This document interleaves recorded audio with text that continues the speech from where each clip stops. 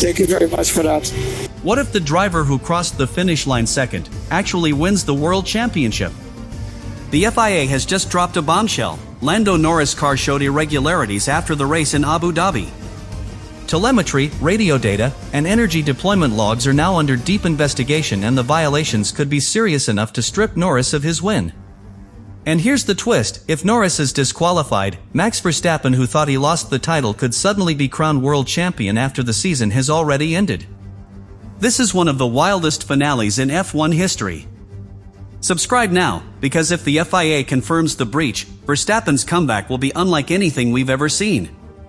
Abu Dhabi was supposed to mark the end. Lando Norris crossed the line as the new world champion, McLaren celebrated the unthinkable, and Max Verstappen, despite a dominant season, walked away defeated by just 2 points. But now, the script is being rewritten. Just hours after the checkered flag fell, the FIA issued an internal compliance alert citing post-race irregularities on Norris McLaren. That triggered an immediate review of the car's telemetry, energy deployment systems, and floor wear data. The headlines read like fiction, but this is now very real. The investigation centers around anomalies detected in Norris' hybrid energy deployment during the final 20 laps of the race.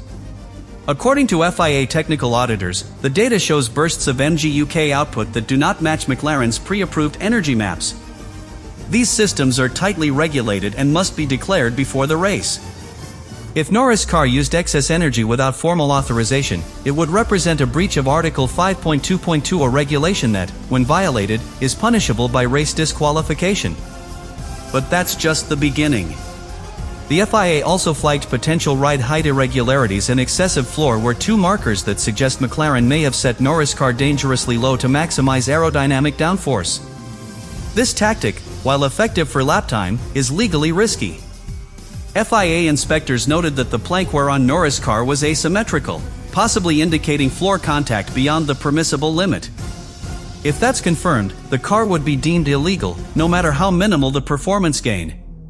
Further complicating matters is Norris' radio exchange with his race engineer during a safety car period late in the race. A command to hold mode 5 and override delta was transmitted while energy settings were manually adjusted on Norris' steering wheel. On its own, this might sound routine, but when layered with hybrid deployment irregularities, it starts to raise serious regulatory questions.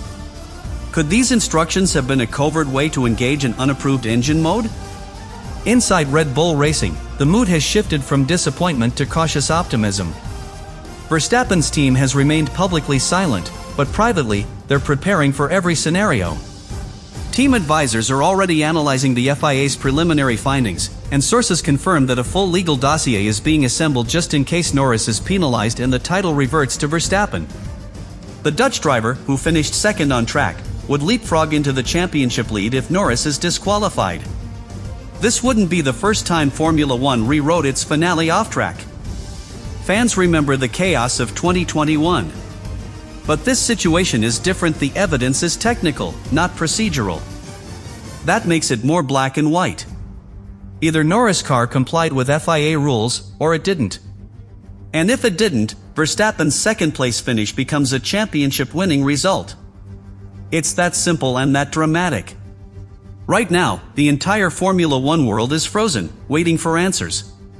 The FIA is expected to release its initial findings within the next 72 hours.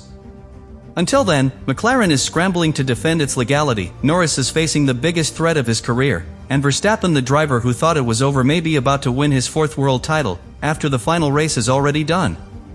The FIA's technical investigation began with a routine data scan, as is protocol after every Grand Prix. But what stood out almost immediately was a mismatch between Lando Norris' declared energy deployment map and the actual telemetry pulled from the MCL39. This map, which dictates how and where hybrid power is released on each lap, is regulated under Article 5.2.2. Teams must submit it before the race, and no deviations are allowed without formal notification. In Norris' case, the data from Sector 2 showed abnormal energy spikes not accounted for in McLaren's original submission. Upon further inspection, those spikes corresponded with Norris' fastest laps, especially in the high-speed corners leading into the final sector. These bursts of energy appeared to give the McLaren car a traction advantage, shaving off tenths where Verstappen and others were losing time due to tire degradation. If proven intentional, this deployment irregularity would constitute a technical breach, independent of whether Norris was aware of it or not. The regulations are clear: driver intent is not necessary to issue a penalty. Only the car's compliance matters. In addition to hybrid data, the FIA focused on the floor wear of Norris' car, specifically the titanium skid block located beneath the chassis. This is crucial because ride height, the vertical distance between the bottom of the car and the track, determines how much aerodynamic grip a team can extract. McLaren's car, based on initial measurements, showed significant asymmetrical wear, with the rear left side nearly breaching the minimum thickness of 9 mm. Excessive wear in that zone typically indicates that the car was run too low, giving it more downforce through corners but at the risk of disqualification. The regulations around plank wear are strict and leave no room for interpretation. If the measured thickness falls below the prescribed limit after the race, even by fractions, the FIA is obligated to act. This rule exists to prevent teams from artificially gaining grip by illegally lowering the car. In the past, even championship-caliber drivers like Michael Schumacher and Ayrton Senna have been disqualified for similar infractions. If McLaren cannot prove that Norris' wear patterns were caused by unforeseen factors like curbing or debris, the consequences could be dire. Another layer of the investigation involves radio communication protocols, governed by Article 8.6 of the sporting regulations. Messages such as hold mode 5 and override delta may be innocuous, but when they coincide with telemetry changes, they fall under scrutiny. The FIA is now running audio telemetry overlays to determine whether McLaren used coded language to instruct Norris to alter energy profiles in a way that bypassed regulations. If that link is established, it would not only raise questions about compliance, but also suggest coordinated intent, which could worsen the penalty. Meanwhile, Verstappen's team has submitted a formal right to review petition, a process that allows a competitor to contest the outcome of a race if new evidence emerges. Red Bull is basing their claim on telemetry discrepancies, plankwear samples, and FIA internal memos that were not publicly available on race day. They're asking for immediate transparency, and potentially, if the car is found illegal, a race result reversal, which would crown Verstappen as world champion for a fourth time. For now, the FIA has acknowledged receipt of the petition but will wait for its full review to conclude before deciding. As the paddock braces for the ruling, one thing is clear: the FIA's technical case is strong, and precedent exists. Whether it leads to a time penalty, a disqualification, or a retroactive grid drop, any sanction that removes Norris from P1 would place Verstappen at the top of the final standings. It's a situation with little gray area and enormous consequences for both drivers. At McLaren's headquarters in Woking, the tone shifted from celebration to crisis mode overnight.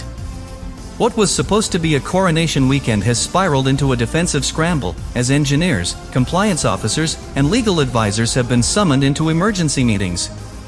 While the team insists on its innocence publicly, behind closed doors, the pressure is suffocating. Senior staff are now combing through deployment maps, floor setup parameters, and race engineer logs to verify whether a single overlooked detail might have triggered a championship-ending mistake. Lando Norris, who only days ago stood atop the podium as Britain's new Formula One hero, is now carrying the weight of a potential disqualification. Known for his composure and lighthearted personality, Norris faces a career-defining moment not for what he did wrong, but for what might have been done without his knowledge. He has remained silent across social channels, and sources close to the team suggest he has been advised to avoid all media interactions until the investigation concludes. For a driver chasing his first title, the emotional toll of this uncertainty is immense. Within McLaren, tensions are bubbling beneath the surface. Some engineers blame operational staff for failing to file proper FIA notifications. Others point to an aggressive setup strategy pushed late in Q3 that may have left the car vulnerable to floor wear. Still others are concerned about the language used over team radio during the race, language that could now be interpreted as coded instructions.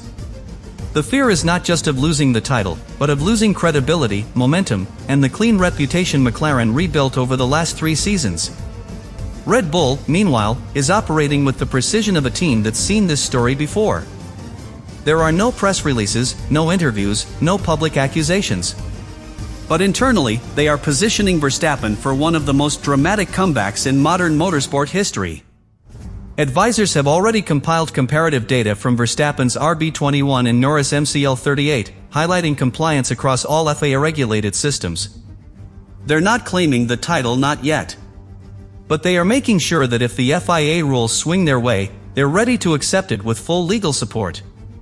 Max Verstappen himself has adopted a posture of calm resolve. After the race, he congratulated Norris and said he earned it. But now, with new evidence emerging, Verstappen has reportedly been briefed daily by Red Bull's legal and technical teams. Those close to him say he's training as usual, not because he expects a ruling, but because he refuses to treat the matter emotionally. If the championship is awarded to him, he wants to be ready to step back into the spotlight as a four-time world champion and to do it with dignity. FIA stewards are working under intense global scrutiny. They understand the magnitude of what's at stake. This is not merely a question of rules, it's about the legacy of a season, the integrity of a title, and the future direction of F1's governance.